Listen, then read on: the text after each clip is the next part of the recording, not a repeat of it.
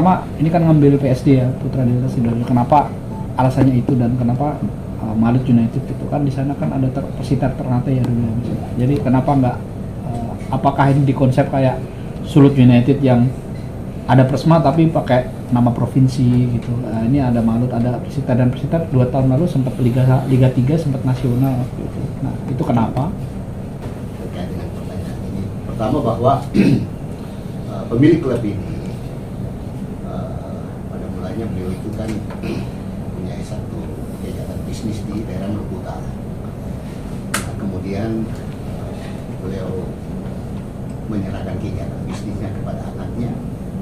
Jadi asal mulanya itu beliau ini yang punya gagasan, yaitu Pak Taufik Klep. Tapi kemudian beliau itu mundur dari kegiatan usaha, terus menyerahkan kegiatan usaha itu kepada anaknya Pak Kenneth J.S. Tetapi gagasan untuk mendirikan klub bola ini dari nah, kehadiran beliau itu di Maluku Utara setelah mundur dari kegiatan bisnisnya dan diserahkan kepada anaknya. Lalu beliau itu berkecimpung saja di bidang sosial, keagamaan dan sebagainya. Nah, beliau itu mulai menangkap, artinya di Maluku Utara itu soal bola itu sangat mendominasi suasana kehidupan Maluku Utara lah gitu, di samping agama otomatis. Jadi ada semacam gium atau jargon di sana bahwa kehidupan masyarakat Maluku Utara itu yang pertama agama, yang kedua itu sepak bola. Nah, beliau menangkap itu. Lalu kemudian di sosial keagamaan yang beliau lakukan itu di lingkungan tempat usahanya itu beliau sudah memberangkatkan sekian banyak orang untuk umroh.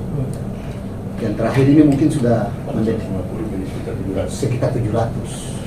Itu dari sisi agama. Kemudian dia menangkap yang kedua soal sepak bola.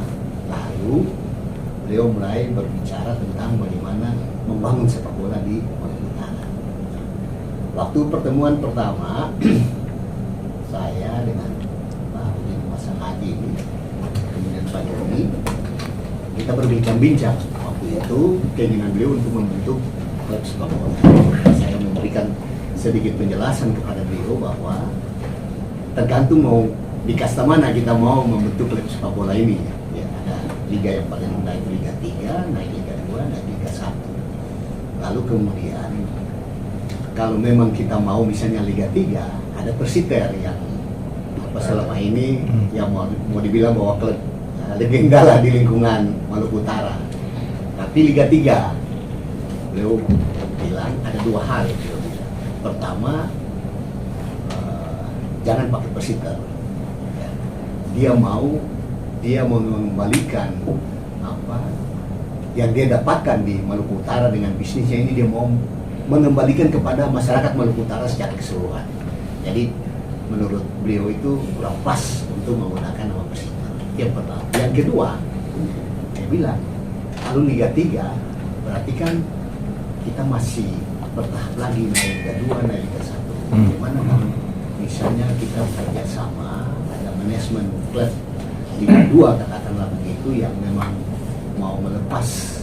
Dan saya bilang, oh kalau begitu kita cari, kita berusaha untuk mendapatkan itu. Lalu dari pembicaraan itu akhirnya kita berproses, kita cari-cari karena waktu itu ya, bapak-bapak kan tahu sendiri kondisi sepak bola di Indonesia waktu persuaran Kanjuruhan itu kan mau dibilang mati suri, terutama Liga 2 ya. Liga 2 banyak yang sudah tidak bisa lagi jalan, malah ada klub yang dibubarkan. Lalu kita mulai mencoba mencari informasi, akhirnya ketemulah kita dengan PDS Putra Delta Sidoarjo.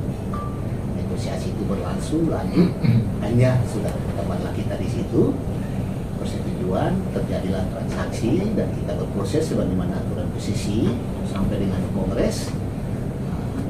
Beralihlah nama klub itu yang beliau itu memang pada mulanya tidak menghendaki untuk pakai nama Persita karena itu hanya dalam satu lingkup kota saja. Beliau akhirnya diputuskan menggunakan nama Malut United, Maluku Utara United secara keseluruhan. Nah, dalam perjalanannya kemudian klub ini ditangani oleh anaknya, ya, Kenneth J.S.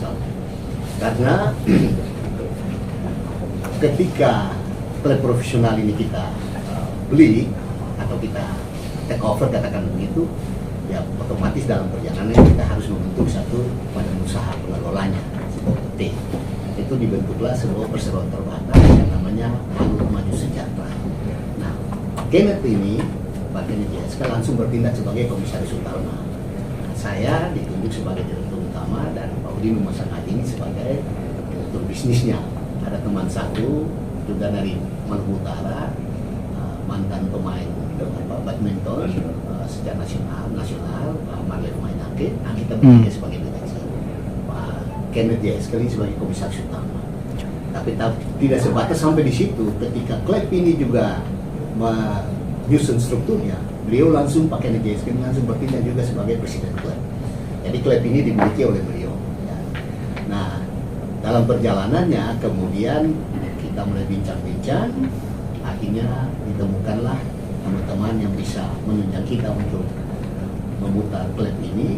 Kita temukan head coach ini Pak Imran Akbaruli dengan berbagai latar belakang pengalaman yang ada, dan kita tentu juga mempelajari kultur kita di klub asal dari timur ini, ya, Maluku Utara dan Maluku dan sebagainya. Ya, kita coba cari head coach yang kira-kira punya chemistry yang cukup kuat lah dengan pemain. Walaupun memang dalam perjalanannya cita-cita kita itu kalau bisa seluruh pemain itu sangat didominasi oleh pemain-pemain dari Maluku Utara sendiri. Tapi ya ada banyak kendala lah yang tidak sampai hal itu bisa terwujud. Tapi paling tidak mungkin sekitar 50% ya 50-60% itu kita dapatkan dari Maluku Utara. Kemudian sisanya kita ambil ada dari Maluku dan juga dari luar Maluku Utara ya. Nah, jadi itulah perjalanan klub ini sehingga nama klub ini Maluku United, dan kita mengambil alih dari Putra Delta Sidoarjo. Jadi beralih nama Putra Delta Sidoarjo ke Maluku United itu sudah disahkan di dalam konstitusi, dan karena itu kita sudah siap sekarang berkompetisi dengan klub Maluku United. Terima kasih sudah menonton. Silakan subscribe, like, dan jangan lupa komen di bawah ya Bola Spotter.